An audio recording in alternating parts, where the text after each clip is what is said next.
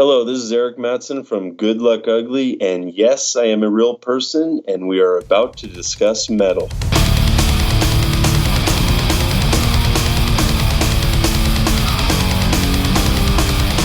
This is the Discuss Metal podcast with Eric Mattson of Good Luck Ugly. Hosted by Dan Terry, presented by discussmetal.com. I have the pleasure this evening of speaking with Eric Mattson of Good Luck Ugly. How are you doing tonight, Eric? Good, Daniel. Thanks for having me. Yeah, absolutely. And full disclosure, Eric and I actually did do an interview earlier this week that I flubbed up on. So he was kind enough to take the time out to basically have a do-over with me. So I really appreciate that. That was just really nice of you to do. You were under no obligation to do so. Yeah, no problem at all. That was our practice one. Absolutely. Well, just kind of getting into it, as I said the last time, which, again, I got to stop saying that because nobody heard last time. But there is a specific subject I do want to discuss, but we're going to discuss it later because this is a music podcast, and that's really what we're here for, is to talk about the music. And Eric has a pretty solid career as a drummer, playing in two bands, starting off in Makeshift 3, and then more recently playing in Good Luck Ugly. And one of the bands, Makeshift 3, was kind of a pop punk and metal combination band, and Good Luck Ugly being a little bit more, I would say, more ska. Would you agree with that? Yeah, it's like a pop punk with some ska elements to it, kind of a classic 90s style. So one of them you're going to hear like loud, heavy. So Makeshift 3, sometimes you're going to hear loud, heavy guitars and even some screaming. And with Good Luck Ugly, you've got more of a like an energetic rock, right, fast-paced kind of band. So I guess to go back, way back, what was it that got you into punk rock? I'd say back in junior high, early high school, my buddies were listening to a lot of bands from Epitaph Records, Nitro Records, Fat Records. A lot of the NoFX, Lagwagon, Strung Out. So I got caught up listening to that with them, really enjoyed it. But what caught my attention was probably MXPX's first album, Poconacha. And because at the time, the Christian punk was kind of unheard of. And being a Christian, it kind of caught my attention and kind of went from there. So I'd say those are kind of the earlier roots, was the junior high, early high school. Right, and that was back when it wasn't really cool to be a Christian and be into punk rock. Right. So when someone used the phrase Christian punk rock, everyone was like, huh, what's that? I got to hear this band. And at the time, it was kind of MXPX on their own in the early 90s. So what was the, one of the things that I find most interesting, and this is a question that I try to ask everybody that I interview, is, what was the spark for you to go from being somebody that just enjoyed something to want to actually take part in it yourself and create your own music? Again, back in high school, my buddies were big music enthusiasts, and a couple guys played bass and guitar. There were rarely any drummers, so they kind of hinted around about starting a band and looking for a drummer. And I heard about it, and I said, hey, I'll buy a drum set. And one of my buddies in high school, Mike McNamara, who played for the band 1208 on Epitaph Records, at the time he was taking lessons. I'd go over to his house after his lesson, and he'd basically teach me what he learned at that particular lesson. Also in high school, I went to school with Justice Golmatico from the band Bloodshed on Tooth and Nail Records. Oh my goodness, they're one of my favorites. Oh really? Yeah. So yeah, he was obviously the drummer of the band, so learned a little bit from him as well. And then that whole first year, I pretty much went to every Dogwood show I could and would film Russ Castillo, take the tape back, and just try to play along to their songs. Oh, so cool. I'd say between those three guys, those were probably my big influences those first couple years of learning to play drums. So that's how you kind of developed that kind of faster, like in your face style that you have, which I would say definitely blends beautifully with what you guys started doing in Makeshift 3. Right, right. You know, because one of the things that I thought was most interesting about that band was the mixture of punk and metal, and which is something, you know, because you had kind of the pop punk bands back then, and I mean you could justify that every punk band is a little bit metal in a certain sense just because of the riffing, you know, and the pace of the songs. Right, you listen to a band like Strung Out, there's a lot of metal elements in their guitar riffs. Same with a little bit of Lagwagon. We were really big pop punk fans like the Blink-182, Green Day, but we also liked Pantera as well. So, you know, on the albums, the first couple albums, we'd throw a metal song in there too, but it wasn't until later on where we would kind of almost go 50% metal, 50% pop punk, just because we love metal so much, and started incorporating the screaming into our songs. Yeah, that song "A Good Day Under Glass," man, that that's a heavy one, for sure. And it's one of the first tracks I listened to by Makeshift 3, and I was kind of like, I thought this was a punk band, you know, right. and I was pretty surprised being predominantly a metal guy myself. I was kind of blown away by that. And also growing up in Fallbrook, I mean, you know, in Fallbrook, Bloodshed, one of their albums was called Soft Spoken Words of Fallbrook. Jason Dunn, you know, started Face Down Records in Fallbrook. So just in our hometown alone, the hardcore scene was pretty up and coming. And then, you know, we're right next to San Diego with NIV, POD, Project 86. So there was a lot of Christian metal influence for us that we had, just in our hometown alone. Well, now, and something that was interesting that you told me last time we talked was that, you know, the Makeshift didn't actually start off as a Christian band. That's right. Yeah. In 1996, when we released our first album, we had a different singer bass player at the time, and it was basically just a secular album.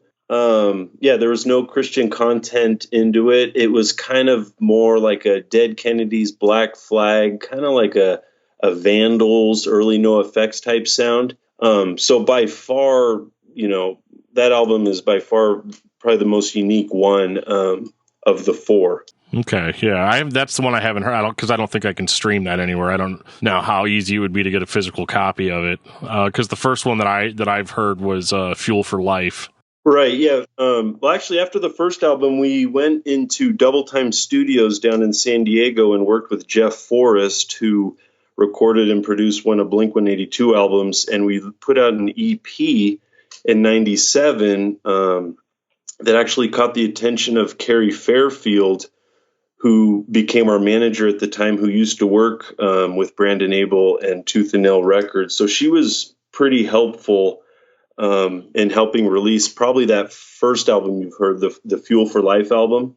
So she played a big part in that. We released that in '99, and that was kind of pretty straightforward pop punk. At that time, we were just kind of, the Tooth and Nail scene kind of started growing, along with, you know, other labels like Betty Rocket, Screaming Giant, Diamante Distribution was big. And eventually we just started playing shows with, you know, bands like Sego 24/7, who are now Amberlin. Oh, yeah. Right. And then, you know, started playing shows with Dogwood. But because of our metal influence, we were able to play shows with Project 86 and eventually Slick Shoes. So that Fuel for Life album probably, it definitely helped us out a lot than that first album we did. Did you guys, like, once you had transitioned over to being a Christian band, did you ever play any of the old songs live still, or was it just like a new beginning for you? It was pretty much a new beginning. That first album just said Makeshift, due to the fact that we just had a lot of makeshift equipment. I mean, we had broomsticks as mic stands in the very beginning. And then Carrie Fairfield's, you know, when she went to register the band and make everything legal, she said Makeshift was taken. Hey, you guys need to change something. So we just did something simple, added the three. There's three of us. There's the Trinity. There's multiple meanings, but basically had to do what Blink-182 did when they added the 182, since just Blink was taken. Yeah, and it's kind of funny now with like modern internet lingo. It's funny, like, because you look at the cover, or you look at the band's logo on the albums, and it really just looks like just the reversed, like a reversed E makeshift. I don't know, like it still works. Right. But what I thought was really cool too is that you guys got on to a Tooth and Nail compilation. So what was that process like? Yeah, I think what happened was, let's see, back in 2000, that Fuel for Life album caught the attention of Micro Records, which had Diamante distribution, which is really helpful for us. And they hired Grammy award-winning engineer Dust Bennett to record and engineer the album. And I think looking back, I want to say that's when we started meeting Brandon Jones at shows, and he reached out to us and said, hey, we're putting together, I'm compiling a list of songs for a compilation for Tooth and Nail. Do you guys want to be on it? I think we were on tour in Oregon at the time, and I told the guys, hey, this is an awesome opportunity. We love Tooth and Nail bands. We like Brandon Jones. We like Indie Vision Music and what they're doing.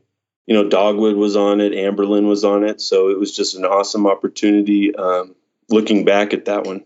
And was there a lot of buzz for the band around that time? I mean, I can only imagine you were like right in the sweet spot for that style of music, just being the perfect time. Yeah, that kind of 99 through 02 era was probably the height of the pop punk, even the Christian pop punk scene. I mean, at that time we were going on tour with Tooth and Nail band Off the Record, who's probably one of my favorite bands of all time. Oh yeah. They incorporated a little pop punk with metal, and it was awesome. Playing shows with Value Pack. My bass player at the time was a co-worker with Tepe Teranishi at Active Ride Shop. And so we were playing shows with Thrice, and who were obviously up and coming at the time. And that's when Active Ride Shop here in Southern California reached out to us and Dogwood and said, hey guys, we want to sponsor you guys. Here's a bunch of stuff you guys can throw out at shows. We ended up playing with Born Blind from Face Down and Tooth and Nail, who are awesome hardcore.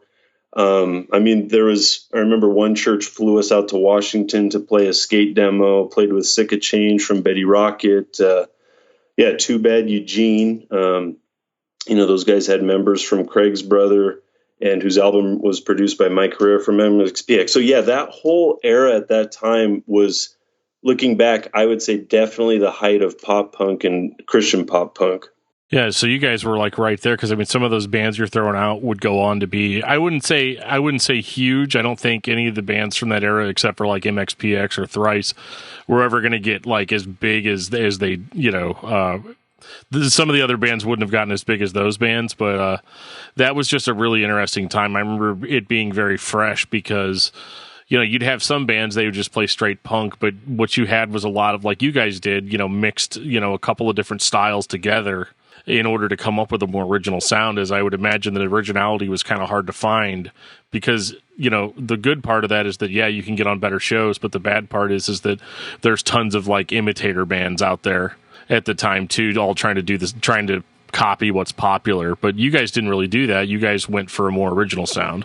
Yeah, at the time when we were writing our fourth album, the biggest influences were probably Off the Record from Tooth and Nail and Thrice.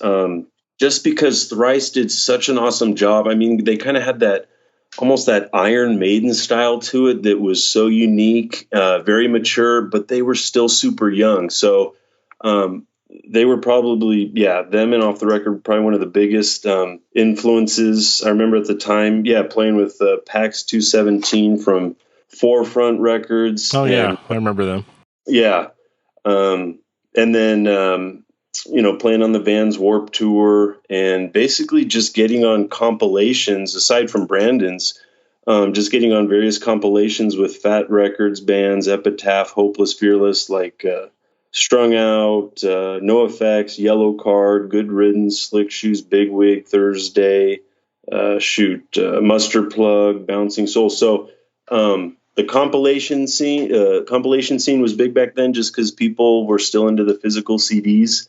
And so those were also very helpful. Well, yeah, because you couldn't just go on Spotify back then and just, say, oh, I like Blink-182. What other kind of bands like that are out there? Yeah. Right. But I probably have a stack of probably 100 to 200 compilations. And it's so funny, too, the amount of bands that are on there that never actually put anything out. Like, they just put a song on a compilation, and that was their discography, Right. But, one of the things that I wanted to get into as well. So the last release for Makeshift 3 was, I believe, 2005. That was Fluorescent Black. Yeah, Fluorescent Black. We went into the studio in 2003. I hired drum tech Dan Artis, also known as Drum and Dan from the band Anthem and Midnight Hour. He actually, I remember seeing him. He did one of those MTV duet episodes with Travis Barker. Too. So he came in, did the drum teching on that fourth album, and then we recorded with Dust Bennett again. And I remember I wanted to show the album to Brandon Jones from IVM, and he was saying there was a little delay in the release on that because he thought the mix was a little off. So once we reached out to him and got some other opinions, we ended up releasing it in 2005. And at that time, the rap and the pop started to take over. There was kind of an emo takeover at the time. We were still able to play shows with, the Supertones and other Tooth and Nail bands, but that's kind of when we saw a transition from pop punk to kind of this emo scene. Well, and that's the thing that I think was interesting about that record, though, is that, you're listening to it. Yeah, sure, there's a lot of pop punk on it, but there's also, there's heavy guitars, there's screaming. And, it seemed to me that you guys could easily have made that transition into I wouldn't necessarily say the screamo thing, and obviously it's all dependent on what you guys wanted to write, but it is interesting to see that was the band's last release, because a release that would have maybe been a little bit heavier, a little bit more on the screamy side, probably would have fit in just fine with that, with where that music was going at the time. Right. I think because that Fluorescent Black album had a lot of pop punk in it, I think that may have been a little bit of a deterrent. But I also, you look at the other bands that, our peers, basically, like Dogwood, their Seismic album, their last album was in 2003. Slick Shoes' the Far From Nowhere album was in 2003. Yeah. And, you got Thursday, Thrice, Coheed and Cambria, My Chemical Romance, along with like As I Lay Dying, August Burns Red. All these like emo metal bands were just kind of taking over the scene. And yeah, I guess we had a little bit of metal, but not at the caliber of. I mean, those are just awesome bands. It definitely wasn't at the caliber of that. And also noticing bands like Dogwood and Slick Shoes kind of stopping. Well, yeah, and I mean, your guys' metal was more rooted in like the Pantera, which, is still, obviously, people still love Pantera. I don't personally, but that's a whole nother story.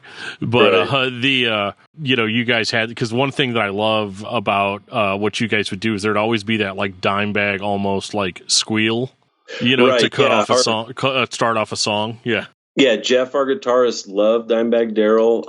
Artistically, yeah, Pantera, definitely a huge influence, probably the biggest metal influence we had.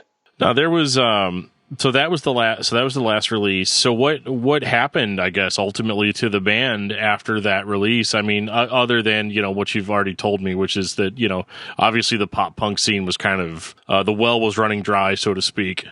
Yeah, I think one of the most important things of being an active band is constantly playing live. I think it was harder getting shows because the bigger bands like Dogwood and Slick Shoes and stuff weren't playing anymore. And so we played a lot of churches and youth groups like they did. And so it was just harder to get shows because the kids weren't really interested in pop punk anymore. They were interested in more of the Fueled by Ramen, the Fall Out Boys, the Paramours. It was kind of going an alternative route a little bit, along with, that emo takeover. So it was just harder to get shows, along with, us eventually getting married and having kids and families of our own and getting jobs that weren't as flexible with our college schedules. Yeah, that can be the hard thing because, you basically, if you're on tour all the time or you're playing out of town all the time, the best job you can get is like waiting tables. Right. And so yeah, if you want to have a career and have a family, I mean, there's nothing you can do but slow down. That's pretty much 90% of the reason why I do a podcast and I don't play in bands anymore. Is just I've got 4 kids and a full-time job, and I can find the time to talk to people at night, like we're doing right now. But beyond that, there's not really there's not really time.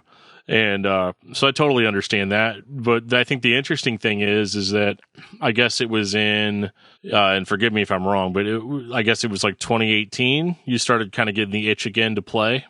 Yeah, so 2007, Makeshift 3, that's the last time we played. And there was kind of a break there where, we did the family thing, the career. And I want to say maybe 2015, 2016, I started these bands, like Blink-182 started making albums again. Story of the Year, Dogwood, and Slick Shoe started playing live again. So I kind of thought, oh, that's interesting. Like you don't really see that that often, to see these, younger bands make a big comeback after all these years, especially in the Christian punk scene. I mean, there was no Christian punk scene prior to the 90s. So I kind of just started seeing what was out there. And I reached out to the guys in Makeshift 3 in 2017 and just said, hey, guys, you want to meet up and, see if there's any interest there? And we did. And we discussed the possibility of releasing an EP. Right. And so that was kind of the last official band meeting we had.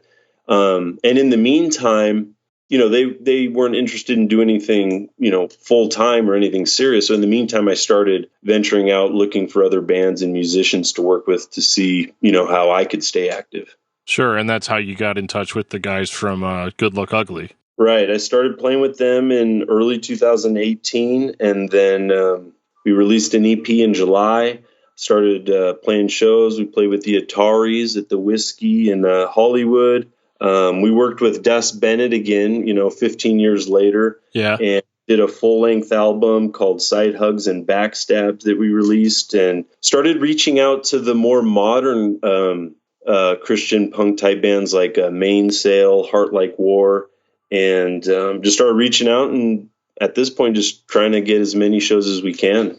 Now, how does that work with your having a family and having a job? Do you have to, are you trying to pursue it full force again, or are you is it more of like a more of a laid back sort of deal? Yeah, I think the band's availability kind of is dependent on whoever has the least flexible schedule. So our guitar player has a normal schedule Monday through Friday with weekends off, summers off. So we kind of cater to his schedule, try to play weekends, and during winter and summer breaks, if the opportunity should arise, we'd be open to traveling a bit and seeing what else is out there. So at this time, we're just very open. So that album name, I forgot. It's Backstabs. It's Side Hugs and Backstabs. Right. How did you come up with that? Because that's awesome. I'll be honest. Mike came up with it. He does all the songwriting, writes all the lyrics. He does all the graphic design. He does a lot of the YouTube video content. Okay. And I cannot answer that one in detail. Okay. We'll have to ask him. We'll have to circle back to that some other time. Yeah. Yeah. I mean, when I hear it, I think it's kind of self-explanatory, but I don't know the depth behind it. So I'll definitely get back to you on that one. Okay. And was Good Luck Ugly, is that also considered a Christian band? You know what? People have asked. We're all Christians. But it wasn't like Makeshift 3. Makeshift 3 had a song called Church Boy, and we would talk, given the type of audience we were playing to, we would, say certain things. But Good Luck Ugly, like I know Mike says that we're Christians, but our band is really meant to reach everybody. I mean, we aim to make great music that we can all relate to and connect with and find hope in. But there are songs that allude to the gospel and basically just to get people thinking. Yeah, and that's kind of the more modern way of doing it. I know. See, I think, and this is just my opinion, but I think the Christian punk scene had to be more bold starting off, just to establish itself as a thing. Right. So with any movement or any revolution or whatever, somebody's got to stand up and make a strong stance. But once it's kind of there and established, and it's not weird to be Christians playing punk rock or or metal even, now that it's not weird, people have a little bit more time to focus on the art. Right. And so I think that's cool. I love the cover artwork, by the way, too, with the whole Nintendo cartridge look to it. And we're definitely big, video game Nintendo fans. And we have some YouTube content that kind of makes Super Nintendo associations. So it's that's kind of definitely got kind of a classic vibe to it. Yeah, I definitely enjoy it. Even right down to the punk rock that your parents love, but it's in like the Nintendo seal of approval. Oh, that's right. Yeah. Yeah, I've got it pulled up on my screen right now. It's cool, and it definitely kind of takes me back to kind of that era too that we were talking about earlier. In the '99 to 2002, but obviously, like, it sounds a lot better. Recordings just sound so much better now than they used to. Right. So I'm going to kind of transition over to kind of the other topic, which I feel like I'm going to be able to talk about a little bit better than I did last time. So in a certain way, thankfully, nobody else heard that, because I was like, have you ever heard of a bot and all that? But one of the things, and I'm sure one of the biggest questions that you had whenever I first reached out to you was, why me? Why would you pick me to interview over anybody else in the band? Right. And the reason for that is because you are quite popular, whether you know it or not. And for some people, it's a good thing, and for some people, maybe it's not a good thing. I'm not here to judge, because I've talked to you twice now, and I think that you're totally like a super chill dude and fun to talk to. So like I don't know why people would think that was a bad thing. But essentially, whenever Makeshift 3 started, or whenever you were talking to the guys from Makeshift 3 about putting out an EP, you kind of took it upon yourself to do a little bit of field research. Because and all of this makes sense in context to what we talked about with the history of the band, and how, the well had kind of run dry on pop punk bands. Right. A few years ago. So whenever you're putting your toes back in the water, you're thinking, okay, well, can I put a record out now that people are going to like, or are they going to listen to it and say it sounds dated? Right. And so, you were reaching out to people on the Labeled podcast group, Old School, Tooth and Nail, Solid State, all that. And you were basically sending people messages and saying, hey, this is my band. If you listen to this was our last release. How do you think it sounds compared to, compared to what you listen to now? Yeah. Yeah. So I'd ask different questions, reach out to different people, kind of get a feel, hey, is this something worth pursuing, or is this, is it worth putting out another EP? Are people still interested? Just kind of curiosity, see where the scene's at. I reached out to Brandon at Indie Vision Music, and he gave me a list of modern bands that were active. Yeah. And I just wasn't sure, because I know we love the metal aspect of things, and I just wasn't sure if it was gonna work. And I think the only downside to that, because the way you had gone about it was you were messaging people based on what was it you said last time? It was just keywords, right? Yeah. So when I reach out to people, it's got to be, a target audience that can either relate or have an association with your band. So I just did certain keywords like the Tooth and Nail fans, or, Blink-182 fans, anything that relates to our band, I'd reach out to and just try to acquire feedback. And unfortunately, with the way the internet is, people started accusing you of basically like spamming them. Basically, and what it was is, I think you were kind of using the same format, right? Because I mean, to message a ton of people and come up with a new and original thing to say to them every single time when you're just basically trying to do your research, people started getting the impression, due to the similarity of the messages, that you were not a real person, but that you were actually like a bot, like a chat bot.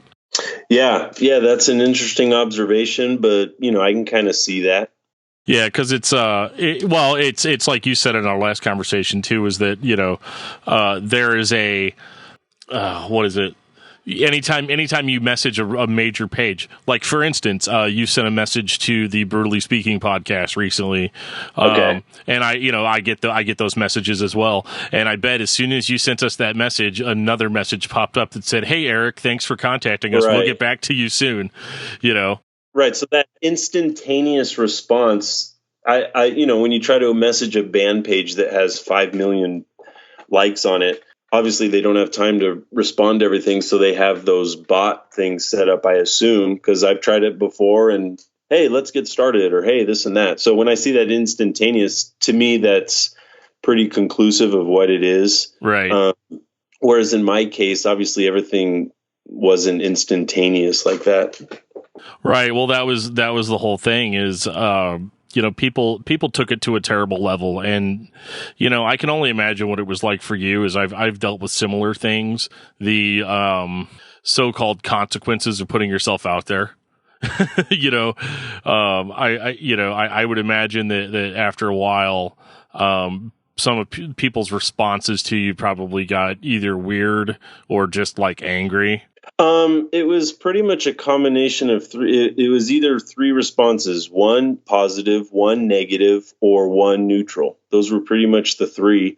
And if it was negative, I kind of just moved on. And if it was positive, I'd keep engaging with the person and, basically just talk music with a fellow music fan. Yeah, and people are unfortunately very two-faced sometimes, and they might sit there and have a good conversation with you, but then, you find out later that they're either making fun of you behind your back, or they're, whatever. And it's so childish, and it's so like, it's very middle school, Yeah, I've heard different, rumors like that, but I'm actually not part of any of those groups, so it's not like I'm exposed to it. But every once in a while, someone reaches out and said, "Hey, have you seen this?" or "Hey, have you heard that?" And I just respond, "Sorry, no, I haven't." Right. Yeah. Sorry. I don't know what to tell you. Yeah. But at the same time, there is kind of a cool factor to, nowadays the goal for everybody is to be viral. So like, I'm a podcaster. So like, if I ever put out a podcast that went viral, like that would be actually really good for me. Right. Whether people were making fun of me or not. Right.